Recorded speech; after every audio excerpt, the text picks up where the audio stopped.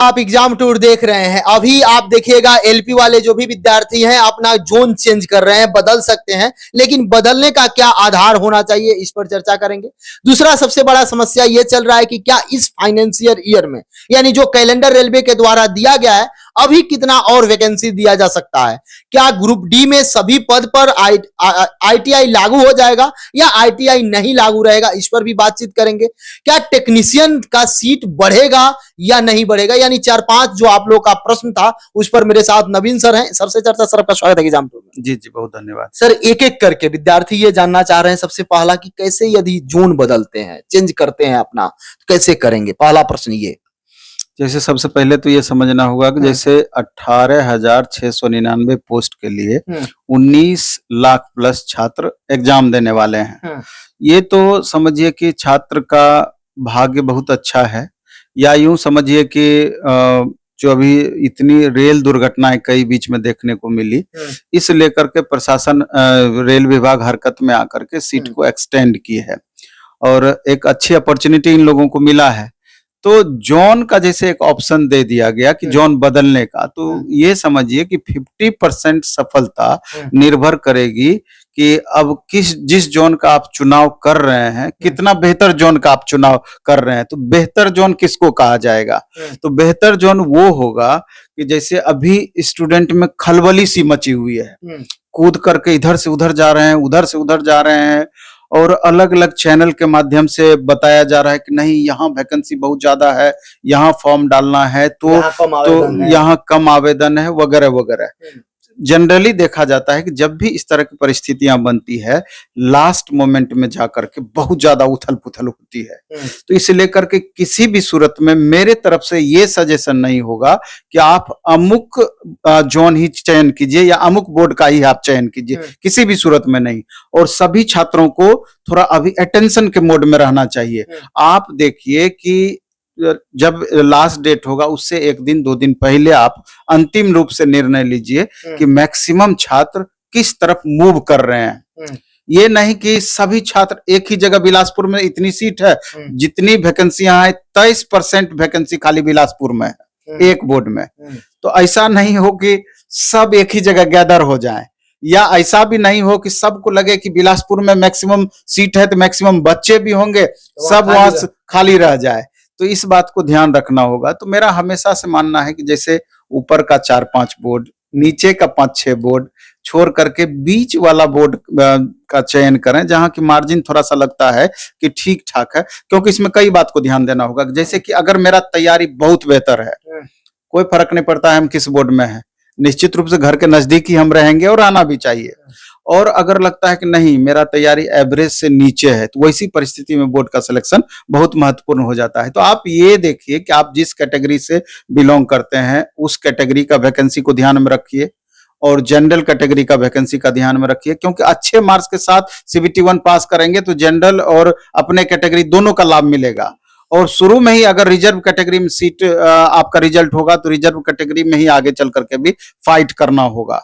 तो ये चंद छोटी छोटी बातें हैं, उस पर ध्यान रखना है। और स्टूडेंट के मूवमेंट पर ध्यान रखना है कि आपस में सारे छात्र बट जाएं, यही मेरा भी उद्देश्य है, जिससे कि सब छात्र कंफर्ट फील करें। क्योंकि आप 2018 का उदाहरण ले लीजिए, समझिए कि 4-5 जो बोर्ड, जो मैक्सिमम वैकेंसी वाला बोर्ड था, मैक्सिमम कट ऑफ वहां पर रहा, और जो मिनिमम वाला था या मिनिमम से थोड़ा ऊपर था तो उसका अलग कट ऑफ रहा। यानी कि सेम डे में, सेम सिटिंग में एक का कट ऑफ 82 है, और सेम सिटिंग में उसी प्रश्न पत्र में दूसरे बोर्ड में 62 सिलेक्शन हो गया। कितना बड़ा अंतर हो गया। तो इसलिए करके बोर्ड का सिलेक्शन कई मायनों में महत्वपूर्ण हो जाता है। लेकिन 2018 में इतने बच्चे सजग नहीं थे इस रूप में, सोशल मीडिया या यूट्यूब का इतना ज्यादा महत्ता नहीं था कि हर एक्टिविटी हर घंटे का उनको पता चलता था, अपडेट मिलते रहे। अब तो घंटे घंटे का अपडेट मिलता है, इतने सारे यूट्यूब पर डिटेल, इसके अनुसार ये, इसके अनुसार ये, यहाँ पर 100 बच्चे पर 1 बच्चे फाइट कर रहे हैं, ये कर रहे हैं, वो कर रहे हैं, सब डेटा है। इसलिए करके यहाँ अभी कंफ्यूजन की स्थिति भी उसी अनुकूल है। इसलिए कि छात्र थोड़ा कंसस होकर के ये निर्णय लें, ये उनका पर्सनल निर्णय है। हम गाइड ओवरऑल कर सकते हैं, पर्टिकुलर नहीं गाइड कर सकते हैं, उचित भी नहीं है। सर कितना वैकेंसी इस ईयर में दिया जा सकता है? और दूसरी बात यह है विद्यार्थी के मन में कि यदि क्या इसी साल केवल कैलेंडर फुलफिल किया जाएगा या आगे भी कंटिन्यू रखा जाएगा, या जिस तरीका से बताया गया है साल में हम हर बार आएगा क्या?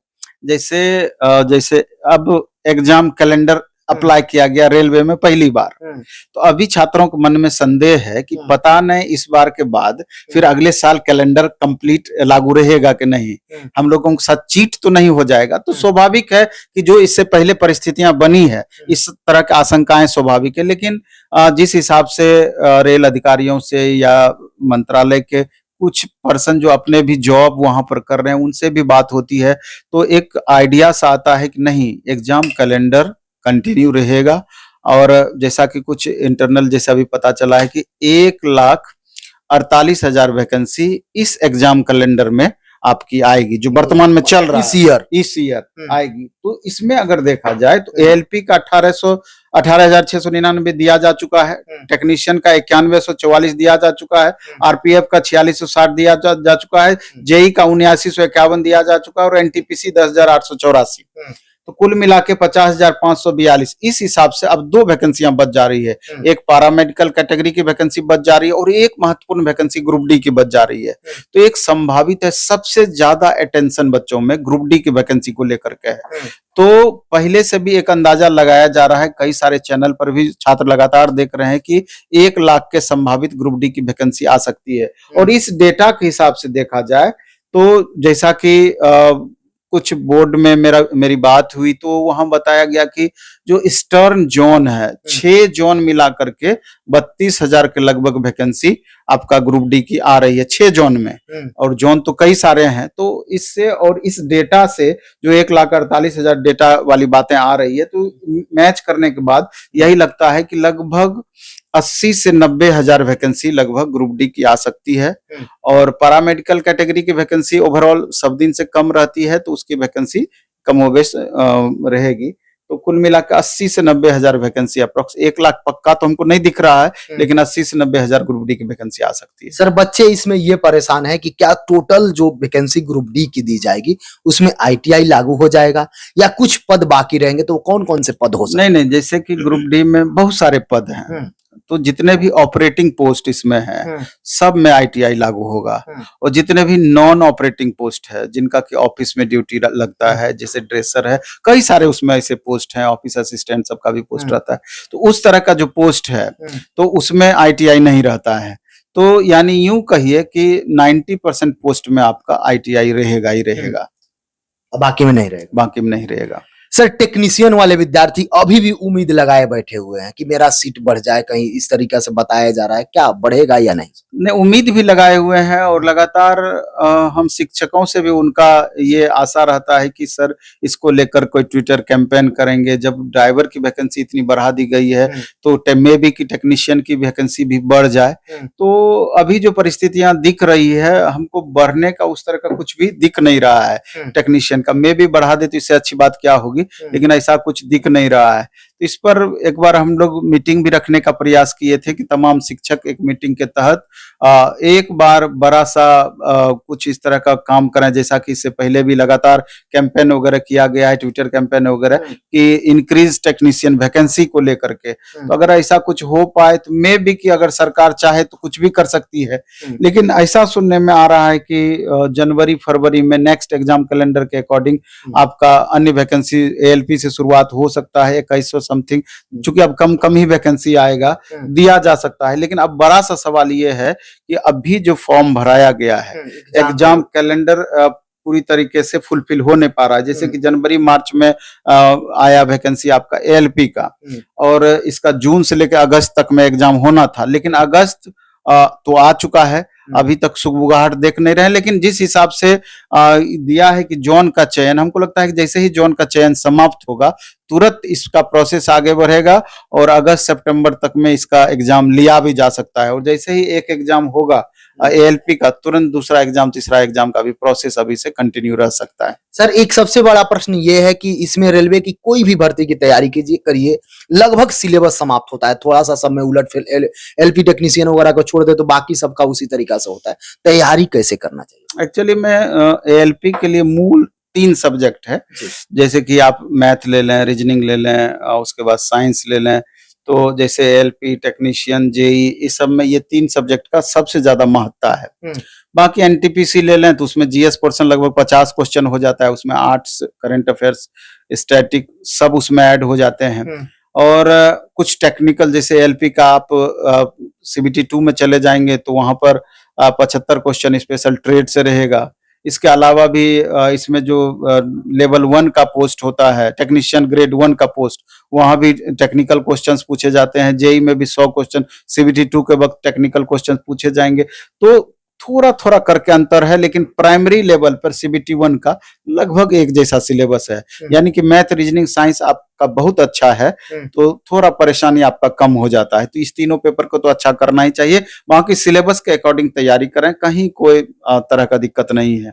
बाकी टेस्ट वगैरह अगर आपका तैयारी बेहतर हो चुका है तो लगातार प्रैक्टिस वगैरह करते रहें, रिवीजन करते रहें, परफॉर्मेंस लगातार इंप्रूव होता रहेगा। कहीं सर जो विद्यार्थी रूम पर बैठ के टेस्ट दे रहे हैं, एक मतलब अच्छा स्टूडेंट का क्या स्कोर होना चाहिए, किस परसेंटेज तक है तो ठीक है? एक्चुअली में किसी भी एग्जाम में 70 to 80% स्कोर अगर आपका जाता है तो उसको बहुत बेहतर स्कोर माना जाता है। हालांकि ये इस बात पर निर्भर करता है कि लास्ट में कि नंबर ऑफ स्टूडेंट एग्जाम में कितने अपीयर हो रहे हैं, कैटेगरी वाइज ओवरऑल वैकेंसी कितनी है, क्वेश्चन का लेवल कितना है।